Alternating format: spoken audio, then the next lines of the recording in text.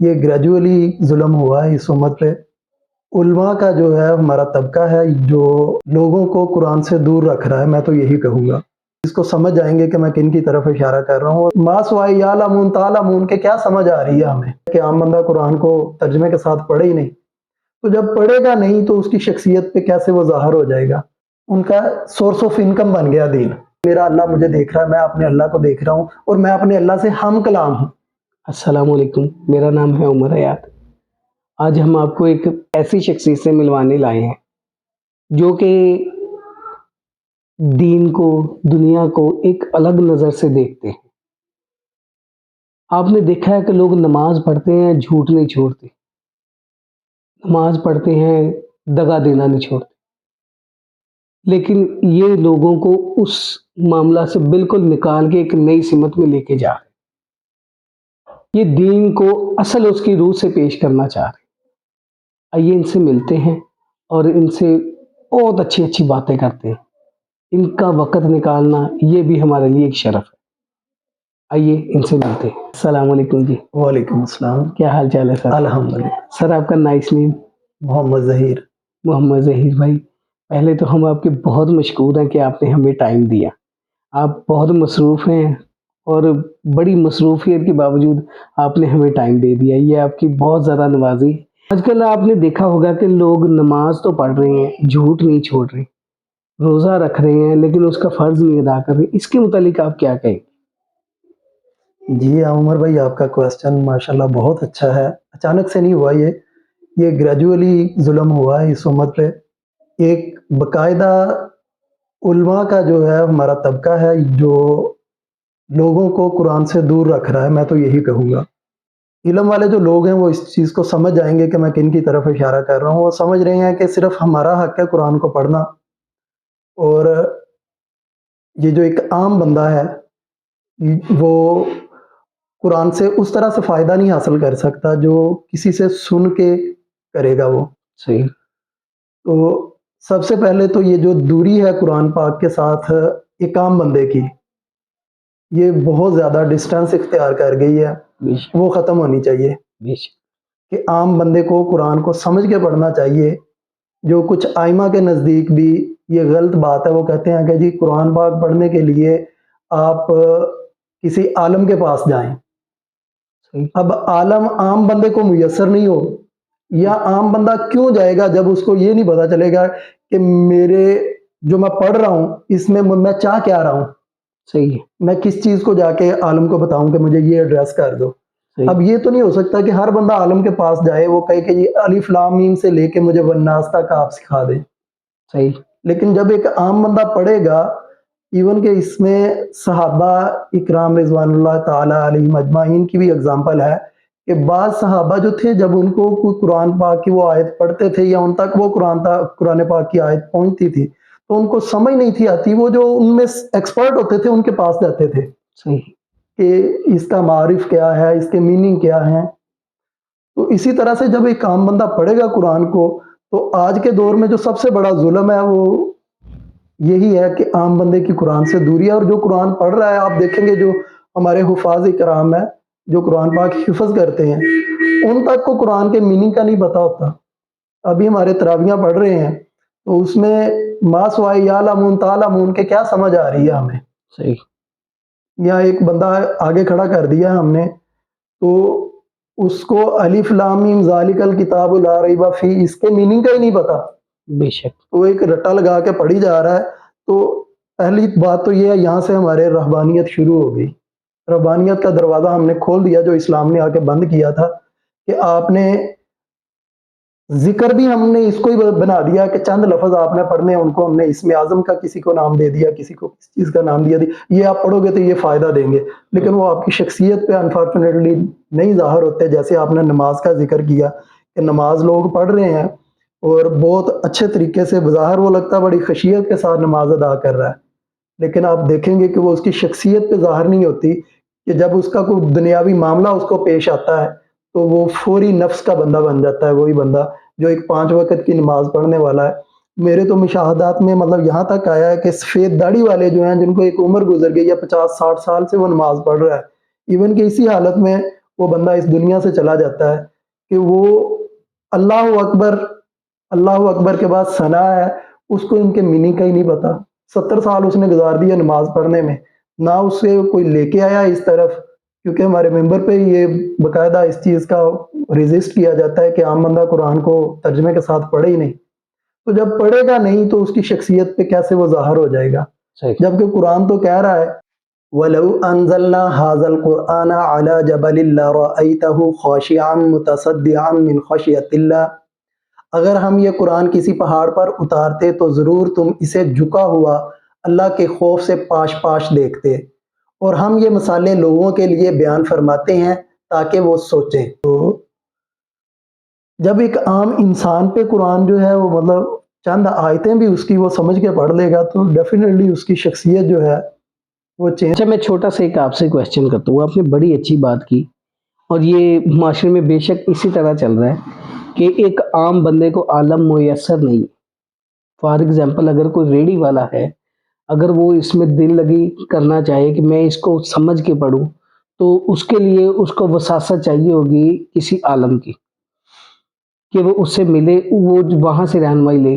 لیکن آج کل جو علماء ہیں وہاں تک پہنچنا بھی ہمارے لیے بہت مشکل ہے، تو وہ پھر اپنی زندگی کو بہتر کرنے کے لیے، قرآن کو سمجھنے کے لیے کیا عمل کرے؟ میں نے یہ پہلے بھی آپ سے مطلب وہ سیم والا ہی ہے کوشچن کہ جب قرآن سے دوری ہو گئی، آہستہ آہستہ پھر علماء سے دوری ہو گئی، اور آہستہ آہستہ علماء کی ایسی کیٹیگری آنے لگی کہ جن کا مقصود جو تھا وہ دین کو پھیلانا نہیں تھا، بلکہ آپ یوں کہہ لیں کہ وہ ان کا سورس آف انکم بن گیا دین۔ بے شک۔ تو ان لوگوں سے تو ڈیفینیٹلی ملنا بہت ہی مشکل کام ہے کہ وہ ان لوگوں کو ہی ملتے ہیں جن سے ان کے مفادات وابستہ ہوتے ہیں۔ ایک عام بندہ اس کی مطلب کہہ لیں کہ پہنچ نہیں، دسترس نہیں ہے کہ وہ وہاں تک پہنچ جائے۔ تو یہ مطلب علماء کے ساتھ بھی دوری اختیار ہو گئی اور قرآن کے ساتھ بھی دوری اختیار ہو گئی۔ اب اگر اس طرف آئیں کہ بگاڑ جو ہے معاشرے میں، وہ ہر بندہ جانتا ہے کہ آج ہم کہاں سے کہاں تک پہنچ گئے ہیں۔ یہ چند سالوں میں، یہ 60-70 سال میں ہم نے پاکستان بنایا، اور پاکستان بنا کے ہم نے جو جہاں تک ہم پہنچے ہیں، تو بگاڑ تو تقریباً ہر بندے کو ہی پتا، لیکن یہ بگاڑ کو ہم سدھار کیسے سکتے ہیں؟ بیسیکلی اس طرف اگر آئیں تو ایک تو عام بندے کو چاہیے کہ قرآن پاک کو سمجھ کے پڑھنا شروع کر دے۔ جو اس کی زبان ہے، مادری زبان ہے، اس میں ترجمے جو ہیں وہ اویلیبل ہیں، تو وہ جس بھی مسلک میں ہے اس مسلک کے جو وہ سمجھتا ہے کہ اتھینٹک عالم ہے یہ، ان کے وہ تفسیر ترجمہ لے کے پڑھنا شروع کرے، اور جدھر سے اس کو سمجھ نہیں آتی وہ اپنے جو بھی اس کا قریبی عالم ہے، مسجد کا امام ہے، اس کے وساطت سے وہ کسی بھی ایسے بزرگ کے پاس جا سکتا ہے جو قرآن کا اچھا علم رکھتا ہے، وہ اسے سمجھا دے گا وہ انشاءاللہ تعالی۔ اور صحابہ کا بھی یہ طریقہ تھا کہ جب آپ نے ایک بڑا فیمس سا یہ واقعہ ہے، پردے کا حکم آیا، تو ایک صحابیہ تھی، وہ نماز پڑھنے کے لیے آئی صبح فجر کی، تو صحابہ کا یہ طریقہ تھا جب حکم آتا تھا اور جس کے پاس جس وقت پہنچ جاتا تھا فوری اس پہ امپلیمنٹ شروع کر دیتے تھے۔ تو ہماری جو مطلب آج کی آپ دیکھیں گے کہ بگاڑ جو ہے معاشرے میں وہ یہی ہے کہ علم تو بہت زیادہ ہے، بے شک۔ عمل نہیں ہے۔ تو ہمارا اور ان کے طریقے میں یہ فرق ہے کہ ان کے پاس جب کوئی شرعی حکم آ جاتا تھا فوری اس پہ عمل شروع کر دیتے تھے۔ تو وہ جو صحابیہ تھی، جب ان کو پتا چلا، مسجد میں تشریف لائی صبح فجر کی نماز کے لیے، تو جب ان کو پتا چلا کہ پردے کا حکم آ گیا رات میں، تو وہ مسجد سے باہر نہیں نکلی، فوری انہوں نے کسی بچے کو بھیجا کہ آپ میرے لیے وہ پردے کے لیے چادر لے کے آئیں گھر سے۔ تو بچہ چادر لے کے آیا، وہ چادر انہوں نے اوڑھی، جس طرح سے اس وقت میں وہ پردے کا رواج تھا، انہوں نے وہ پردہ کیا، تو وہ اپنے گھر گئی۔ تو ان کے خاوند نے پوچھا جاتے ہی کہ پردے کا حکم تو رات آیا تھا، تو آپ تک تو وہ پہنچا ہی نہیں تھا، تو اگر آپ گھر آ جاتے، گھر آ کے وہ آپ شروع کر لیتے اس کو۔ تو کہنے لگے کہ کیسے میں ایسے کر لیتی کہ جب میرے کانوں میں وہ آواز چلے گی، وہ حکم میرے کانوں میں چلا گیا، کیا بات ہے! تو میں وہ کیسے وہ ہوتا کہ میں بغیر پردے کے گھر آ جاتا؟ تو وہ ان کا جو طریقہ تھا دین کے اوپر امپلیمنٹ کرنے کا بڑا واضح ہے کہ جب حکم آ گیا تو فوری اس کو فالو کر لیں۔ آج ہم لوگ جو فالو کرتے ہیں، جن کو علم بھی ہے، وہ اس طرح سے فالو کرتے ہیں کہ یہ مجھے سوٹ کرتا ہے، میری باڈی کو سوٹ کرتا ہے، میرے ماحول کو سوٹ کرتا ہے، یہ میں نے شرعی حکم ماننا ہے، یہ اب مجھے سوٹ نہیں کر رہا، یہ میں نے نہیں ماننا۔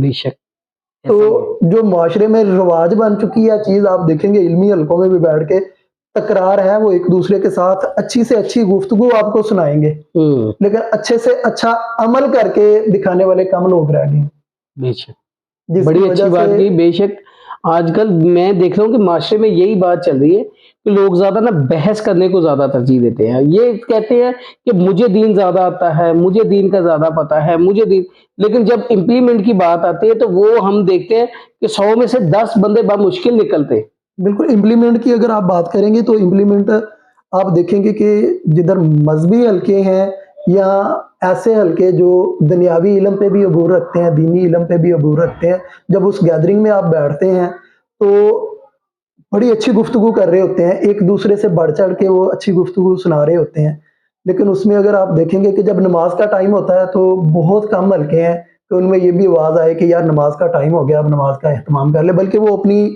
جو پریکٹس ہے ان کی وہ اس میں لگے ہوئے ہیں، مگن ہے اس میں کہ ایک ایسا فرض ہے جس کے متعلق حکم آ گیا قرآن پاک میں، متعدد بار یہ حکم آ گیا نماز کا، تو ایون کہ بلکہ اگر آپ اس کو یوں کہہ لیں کہ اللہ تعالیٰ نے قرآن پاک میں جیسے فرما دیا الف لام میم ذالک الکتاب لا ریب فیہ ھدی للمتقین الذین یؤمنون بالغیب ویقیمون الصلاۃ ومما رزقناہم ینفقون۔ الف لام میم وہ بلند رتبہ کتاب جس میں کسی شک کی گنجائش نہیں، اس میں ڈرنے والوں کے لیے ہدایت ہے، وہ لوگ جو بغیر دیکھے ایمان لاتے ہیں اور نماز قائم کرتے ہیں اور ہمارے دیے ہوئے رزق میں سے کچھ ہماری راہ میں خرچ کرتے ہیں۔ کہ شروع میں ہی اللہ تعالیٰ نے یہ بیان فرما دیا الف لام میم ذالک الکتاب لا ریب فیہ ھدی للمتقین، یہ وہ کتاب ہے جس میں کوئی شک نہیں ہے، جو ہدایت ہے متقین کے لیے، ڈرنے والوں کے لیے ہدایت ہے، اور ڈرنے والے کون ہیں اللہ تعالیٰ نے اپنے علم سے یہ بتا دیا، یہ قرآن پاک میں اللہ تعالیٰ نے فرما دیا الذین یؤمنون بالغیب ویقیمون الصلاۃ ومما رزقناہم ینفقون، یہ اللہ تعالیٰ نے فرما دیا کہ جو غائب اللہ پر ایمان رکھیں گے وہ لوگ ہوں گے یؤمنون بالغیب ویقیمون الصلاۃ، جو نماز ادا کرنے والے ہوں گے، ومما رزقناہم ینفقون، اور جو اللہ تعالیٰ نے رزق دیا ہے اس کو اللہ تعالیٰ کی راہ میں خرچ کرنے والے ہوں گے۔ اسی طرح آگے اللہ تعالیٰ فرما رہا ہے اسی کے متعلق کہ اللہ تعالیٰ سے ڈرنے والے کون ہوں گے، متقی کون ہوں گے، پرہیزگار کون ہوں گے۔ صحیح۔ تو اگر قرآن کو پڑھیں گے فہم کے ساتھ، سمجھ کے پڑھیں گے تو پتہ چل جائے گا کہ قرآن کو پڑھیں گے کون لوگ اور قرآن سے فائدہ کون حاصل کریں گے۔ بے شک یہ تو اللہ تعالیٰ نے شروع میں ہی قرآن کے یہ بتا دیا کہ یہ لوگ ہوں گے جو قرآن سے فائدہ حاصل کریں گے، پڑھیں گے بھی اور اس سے فائدہ بھی حاصل کریں گے۔ آپ نے دیکھا ظہیر صاحب نے ہماری زندگی میں قرآن کو جو کمی تھی کو چند الفاظ میں ہی کلیئر کر دی۔ نماز بھی اسی طرح ہی ہے، جیسے آپ نے دیکھا ہے کہ نماز پڑھنے والے نماز بھی پڑھتے ہیں اور ساتھ برائی بھی کرتے ہیں، جبکہ اللہ تعالیٰ نے فرمایا ہے کہ نماز برائیوں سے روکتی ہے۔ صحیح صاحب سے گزارش کریں گے تھوڑا سا اس کے اوپر روشنی ڈالیں، نماز پڑھنے والا نماز بھی پڑھ رہا ہے اور برائی بھی کر رہا ہے، اس کی کیا وجہ ہے؟ جی عمر بھائی بہت اچھا کویسچن ہے، اور بالکل یہ آج کل عام بات ہے کہ ایک شخص نماز بھی پڑھتا ہے اور ساتھ میں وہ برائی کا ارتکاب بھی کرتا ہے، اور اس طرح کی برائی کا ارتکاب کرتا ہے کہ وہ ایک کم سے کم نمازی سے جو ہے کوئی بھی بندہ توقع نہیں کر رہا ہوتا کہ یہ اس طرح کا کوئی کام سر انجام دے گا۔ تو اس میں سب سے بڑی بات، جو سب سے بڑا فیکٹر ہے اس میں میں سمجھتا ہوں وہ یہی ہے کہ نماز کا جس طرح سے حق ہے اس طرح سے نماز کو ادا نہیں کیا جاتا۔ ہمارے معاشرے کے جو بزرگ ہیں زیادہ تر آپ کو مسجد میں بھی وہی نظر آتے ہیں، تو وہ اسی حالت میں اس دنیا سے ایون کے چلے جاتے ہیں۔ تو اس کے متعلق آپ جب قرآن سے آپ پوچھیں گے نا کہ نماز کے متعلق کہ نماز کس طرح سے ایک مسلمان پہ عائد کی گئی ہے اور نماز کا حقیقی مقصود کیا ہے ایک مسلمان کی زندگی سے، تو قرآن اس کو اس طرح سے بیان کرتا ہے کہ والذین هم فی صلاتہم خاشعون، کہ جو نماز میں خشیت اختیار کریں گے۔ تو اسی طرح درجہ بدرجہ خشیت کے متعلق بیان فرمایا، اور آخر میں جو بیان فرمایا گیا ہے وہ والذین هم علی صلاتہم یحافظون، جو اپنی نمازوں کی حفاظت کرتے ہوں گے۔ تو نمازوں کی حفاظت جو ہے وہ کیا ہے؟ بیسیکلی نماز کی حفاظت یہ ہے کہ ایک عام بندہ جب نماز پڑھتا ہے تو اس کی نماز کی ادنا سے ادنا جو کیفیت ہوتی ہے، حالت جو ہوتی ہے، یا نماز کا جو حق ہے نماز ادا کرنے کا، تو اس میں اس کی کیفیت ہوتی ہے کہ میرا اللہ مجھے دیکھ رہا ہے۔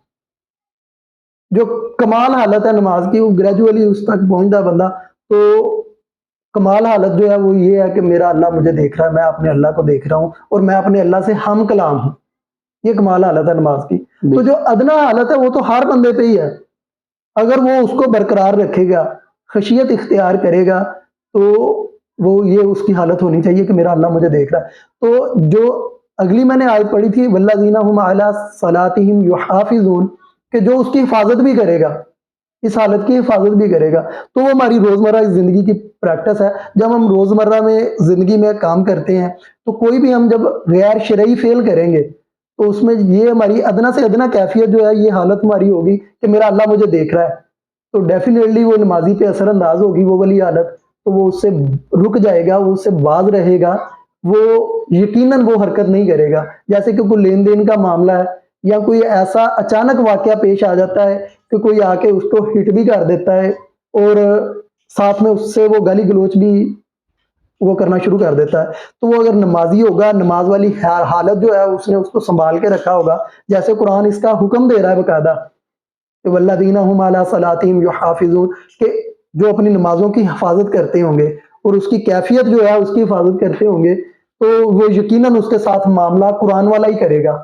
وہ اچانک جو اس کے اوپر کنڈیشن عائد ہوگی ہے وہ معاملہ نہیں کرے گا، یا ایک بندہ اس کو اچانک سے کوئی مال مل جاتا ہے زیادہ مقدار میں، تو وہ فوری قرآن سے رجوع کرے گا کہ یہ اس کا جو حقدار ہے میں نے اس تک اس کو لے کے جانا ہے، نہ کہ وہ اس کو زیادہ مال مل گیا ہے تو وہ اس کو وہ استعمال کر لے گا۔ یا کسی کے لین دین کا معاملہ آ گیا ہے تو اس میں آپ دیکھیں گے کہ نمازی حضرات قسمیں بھی اٹھائی جا رہے ہوتے ہیں کہ سفید داڑھی بھی رکھی ہوتی ہے، اکثر اعتراض کیا جاتا ہے کہ حج بھی کیا ہے، 5 وقت کی نماز بھی پڑھتا ہے، اور جب معاملہ پیش آیا تو اس نے اس میں قسمیں بھی اٹھا لی ہیں، لیکن وہ بندہ حق پہ ہے نہیں ہے، تو اس میں یہی فیکٹر آتا ہے کہ اس نے نماز کو سمجھ کے پڑھا ہی نہیں ہے۔ صحیح۔ تو نماز کو سمجھ کے پڑھنا اور جو نماز کا حق ہے کہ خشیت کے ساتھ پڑھنا، اور نماز کی جو حالت ہے، جو نماز کی حفاظت ہے اس کو حفاظت بھی کرنا، اس کی اور اس کی حالت کی بھی حفاظت کرنا، وہ انفارچونیٹلی اس بندے نے نہیں کی، اس نمازی نے نہیں کی۔ نماز آپ کی شخصیت سے ظاہر ہونی چاہیے، اور اسی وقت ظاہر ہوگی جب آپ نماز میں جو پڑھتے ہیں اس کی آپ کو سمجھ ہوگی، آپ اس کو سمجھ کے پڑھیں گے۔ اور اس پہ جو ایکسپرٹ ہیں دین کے، وہ بتاتے ہیں کہ جو وسوسے ہمیں آتے ہیں نماز میں، تو وسوسوں کو روکنے کے لیے ایک غیر عرب کے پاس یہ ایک ٹول بھی ہے کہ انسان کا دماغ جو ہے، اب تک کی جو ریسرچ ہے کہ وہ 2 چیزیں اپنے دماغ میں چلا سکتا ہے، تیسری چلانے کی قدرت نہیں ہے۔ شاید ہزاروں لاکھوں میں کوئی ایسا انسان ہو جو تیسری چیز بھی چلا لے۔ جب آپ عربی پڑھتے ہیں اور ساتھ میں ترجمہ پڑھتے ہیں، تیسرا شیطان اس میں داخل ہو ہی نہیں سکتا۔ کیا بات! اور ایک تو آپ اس کو سمجھ کے پڑھنا شروع کر دیں گے، دوسرا اس کی حالت کی جو اس کی کیفیت ہے، آپ کے اوپر جو کیفیت آ رہی ہے، ادنا سے ادنا اس کی کیفیت جیسے بزرگوں نے بتا دی کہ اللہ تعالیٰ تمہیں دیکھ رہا ہے، اللہ تعالیٰ مجھے دیکھ رہا ہے، وہ حالت تو آپ کی قائم ہو جائے گی اس کے ساتھ۔ تو وہی حالت آپ اپنی روزمرہ کی زندگی میں لے کے آئیں گے تو انشاءاللہ تعالیٰ نماز جو ہے ہمیں فائدہ دے گی، ہماری سوسائٹی کو فائدہ دے گی انشاءاللہ تعالیٰ۔ تو آپ دیکھیں گے کہ جو نمازی حضرات ہوں گے یا جو اس طرح سے نماز کو ادا کرتے ہیں، آپ دیکھیں گے کہ ان کی زندگی میں عام نمازی کی زندگی میں بڑا فرق ہے۔ اسی طرح سے روزہ ہے، روزے میں بھی جو ہے مقصود یہ نہیں ہے کہ آپ نے صبح سے لے کے شام تک بھوکے رہنا ہے، صحیح۔ اس میں بھی یہی مقصود ہے کہ صبح جب آپ کو بتایا جاتا ہے کہ روزے کا ٹائم ختم ہو گیا، آپ کے سامنے انواع و اقسام کی اشیاء پڑی ہوتی ہیں، آپ اسی وقت رک جاتے ہیں کھانے سے، اور سارا دن آپ بھوکا رکھتے ہیں، آپ کے سامنے بہت ساری چیزیں آتی ہیں کھانے والی، حلال کردہ چیزیں آتی ہیں، آپ نہیں کھاتے ان کو۔ ایون کہ افطاری کے بارے میں جو حکم ہے کہ جیسے ہی افطار ہو آپ نے اسی وقت افطار کر لینا ہے۔ تو اس میں مقصد کیا ہے کہ جب بند ہوا ہے روزہ، مطلب ختم ہوا ہے روزے کا ٹائم، تو آپ نے فوری رک گئے ہیں حلال چیزیں کھانے سے، اور جب روزے کا ٹائم ختم ہوا ہے فوری آپ نے حلال چیزیں کھانے شروع کر دی۔ اس پہ آپ دیکھیں گے مقصود کیا ہے، اس میں حکم ہے کہ آپ نے اتباع کی ہے، جب آپ کو منع کیا گیا آپ حلال چیزوں سے رک گئے ہیں، جب آپ کو حکم دیا گیا، آپ کو اجازت دی گئی ہے، آپ نے فوری کھانا شروع کر دی ہے حلال چیزیں. تو یہ جو 30 دن ہے یہ ایک پریکٹس ہے آپ کے لیے 11 مہینوں میں، کہ جو حرام کی ہوئی چیزیں ہیں ان سے آپ نے اسی طرح سے رکنا ہے.